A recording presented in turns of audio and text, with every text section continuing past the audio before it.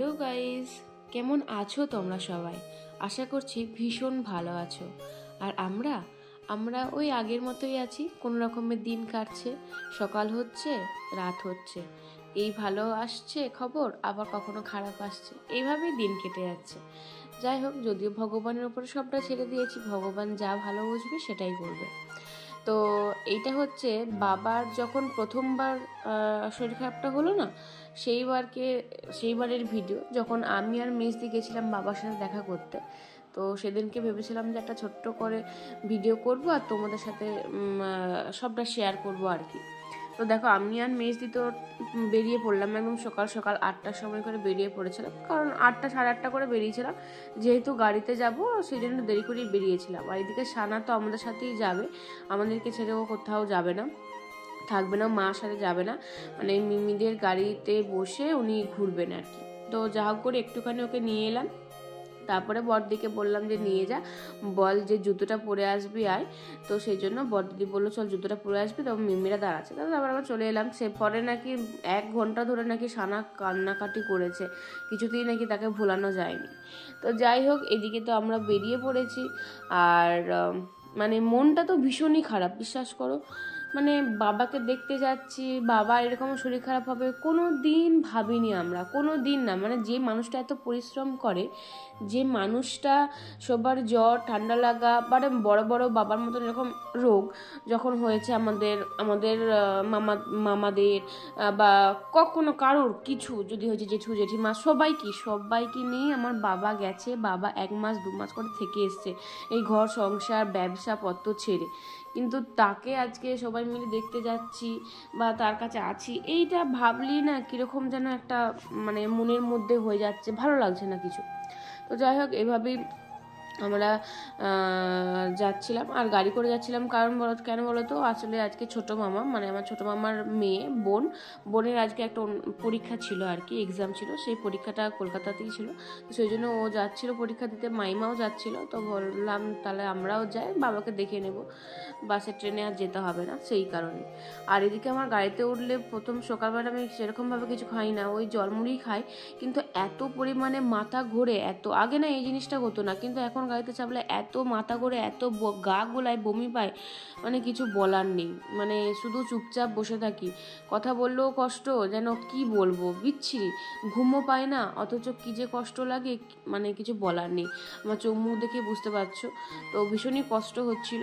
আসার সময় অতটা কষ্ট হয় না, কিন্তু যাবার সময় ওই খালি পেটটাই থাকি, আর খালি আবার কিছু খেলেও সে গাগুলো আরও বেশি করে, সে সঙ্গে সঙ্গে বমি করতে হয়, এরকম ব্যাপার। তো যাই হোক, মোটামুটি কিন্তু আমরা পৌঁছে গেছি, দেখা চলেও এসেছি। তখন ছিল আমার ভাই আর সুমিতদা, মানে আমার মেজো জামাইবাবু, সেই সময় ওখানে ওরা 2 দিন, সুমিতদা 2 দিন ছুটি নিয়েছিল থাকবে বলে, তো সেই জন্য ভাই তো ছিলই। আর আমার ভাই তো জানোই অনেক ছোট এখন, আমার ভাই এখন উচ্চ মাধ্যমিক পর্যন্ত যায়নি। তো ওর তো এই 2 মাস ধরে প্রায় এরকম হতেই থাকছে, মানে পুরোপুরি ওর পড়াশোনা থেকে ডিটাচ, খুব একটা পড়াশোনা তো ওর হচ্ছেই না। প্রাইভেট টিউশন স্কুল তো পুরোপুরি বন্ধ হয়ে গেছে, ও যেটুকু হচ্ছে ইউটিউবে ও যেটুকু একটু পড়াশোনা করতে পারছে আর কি। তো জানি না কি হবে, আগে তো আমার বাবাটাকে সুস্থ করে বাড়ি আনতে হবে, তারপরে না হয় দেখা যাবে কি হয় না হয়, পড়াশোনা তো রইলই। তাও টেনশন হয় আসলে, একটা বড় পরীক্ষা এইচএস, ওটা তো আর ড্রপ দিয়ে এইচএসটা দিবে সেটা তো বললে হয় না। তো যাই হোক, এইদিকে আমরা যে ঘরটাতে ভাড়া নিয়ে থাকছি আর কি, রুম ভাড়া নিয়ে থাকতে হচ্ছে, তো যারাই আসছে না কেন, তো এই রুমটাতে থাকছে, সেটাও তোমাদেরকে একটু ঘুরিয়ে দেখিয়ে দিলাম। তারপর একটুখানি খাওয়া দাওয়া করে একটু রেস্ট নিয়েছিলাম। রেস্ট নিয়ে কিন্তু আমরা আবারও বেরিয়ে পড়েছি, কারণ বাবার ভিজিটিং আওয়ার তো 4টের সময়, 4টে থেকে 6টা, জেনারেল বেডে আছে যেহেতু, সেই জন্য 2 ঘন্টা করে দেখতে দেবে, সেই জন্য আমরা তাড়াহুড়ো করে বেরিয়ে পড়েছিলাম। আর এসি একবার হসপিটালে ঢুকেছিলাম, কারণ সেই সময় কিছু মেডিসিন আর ডাক্তারবাবুর সাথে কথা বলা ছিল, কারণ ডাক্তারবাবু তখন ছিল, তো সেই কারণে। আর ডাক্তারবাবুর সাথে কথা বলে এত ভালো লাগলো যে কি বলবো। ডাক্তারবাবু তখন বললো যে বাবা পুরোপুরি সুস্থ হয়ে গেছে, বাবাকে তোমার এবার বাড়ি নিয়ে যেতে পারো, এখন একদম রোগী ফিট। তো সেই কারণগুলো শুনে খুব ভালো লাগলো, অনেক কিছু জানলাম আর করলাম, সব কিছু ঠিকঠাক ছিল। আর আমরা বলেছিলাম যে আরও বাবাকে 2 দিন রাখবো, কারণ পুরোপুরি কিওর হয়ে তারপরে বাবাকে নিয়ে যাবো। তখন ডাক্তারবাবু বলেছিলেন যে পুরোপুরি কিওর হওয়ার কিছু নেই, আপনার বাবা সুস্থ, আপনার বাবাকে নিয়ে যেতে পারেন, কোনো প্রবলেম হবে না, আপনারা যেহেতু বলছেন সেই জন্য তাহলে আমি এক্সট্রা 1 দিন রাখতে পারি। তো সেই জন্য ওই 1 দিন রেখেছিল, আর বুধবার দিনকে ছুটি দিয়েছিল, আর আমরা গেছিলাম সোমবার দিনকে। তো যাই হোক, আর এদিকে দেখো আমরা চলে এসেছিলাম, আসার পর অনেকক্ষণ ওয়েট করতে হয়েছিল, আধ ঘন্টা 1 ঘন্টার মতন, কারণ বাবাকে একটা টেস্ট করানোর জন্য অন্য কোথাও নিয়ে গেছিলো। তো সেই কারণে মানে খাবার পরই নিয়ে চলে গেছিলো, সেই জন্য বাবা অনেকক্ষণ বসেছিল ওই হুইল চেয়ারের মতন ওইটাতে। তো বাবার মাথা প্রচণ্ড ধরে গেছিলো, আর টেস্ট করানোও হয়নি কারণ অনেক ভিড় ছিল, সেজন্য নিয়ে চলেও এসছে, আমরা এসছি বলে। তো সেই কারণে আর কি বাবার ভীষণ মাথা ধরে গেছিলো, বাবা একটুখানি ঘুমিয়েও পড়েছিল, প্রায় মানে কথা বলতেই পারিনি 1 ঘন্টা পুরোপুরি। তারপরে আধ ঘন্টা বাবা ঘুমিয়েছে, তারপরে 1 ঘন্টা বাবার সাথেও একটু কথা বলেছি, করেছে। তারপর মা আর সবাই ভিডিও কল করে, আমরা প্রত্যেক দিন ভিডিও কল করি, সকাল থেকে বসে ওয়েট করে থাকি যে কখন এই 4টে বাজবে, মানে এখনও ওয়েট করে আছি, মানে কখন 4টে বাজবে আর বাবাকে একবার দেখবো, বাবার মুখে শুনবো যে বাবা কেমন আছে।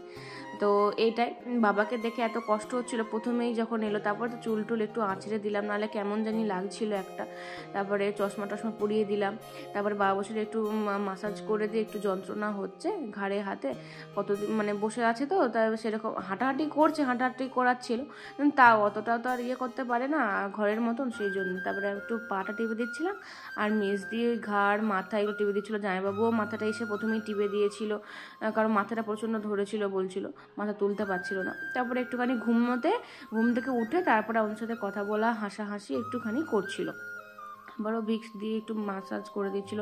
তারপরে খাবারটা এসেছিলো, স্যুপ দিয়েছিল, ভেজিটেবল স্যুপ, আর হচ্ছে যে পাউরুটি দিয়েছিল আর কি, টোস্ট করে দিয়েছিল একদম। তারপরে আমি ওইটা খাইয়ে দিয়েছিলাম, ওইটা তো আর ভিডিও করতে পারিনি, আমি আর কত দিকে ভিডিও করবো বলো, না তোমাদের সাথে শেয়ার করতাম। তো বাবাকে দেখে না ভীষণ ভালো লাগছিলো যে বাবা খুব ভালো আছে, সত্যি ভালো আছে, এরকম তো থাকবেই, একটু তো দুর্বল থাকবেই, ওই যে দেখো খাবার দিয়েছিল, ওটা খাইয়ে দিয়েছিলাম, তো একটু তো দুর্বল থাকবেই, তো সেই কারণে। তারপরে বললাম যে টেনশন করার দরকার নেই, পরশু দিনই বাড়ি যাচ্ছ, যেহেতু একদিন বলেছে তাহলে কালকের দিনটা থাকো। তো সেই কারণে বাবাও ফুর্তিতেই ছিল, বেশ মজাতেই ছিল। তারপরে আমরা এদিকে বেরিয়ে গেছি বাবাকে টাটা করে, আর আমাদের একটু খিদেও পেয়ে গেছিলো, কারণ দুপুরে সেরকমভাবে কিছুই খাইনি, ওই একটা থালি অর্ডার দিয়েছিলাম, আমি আর মেজদি সবাই মিলেই খেয়েছিলাম আর কি।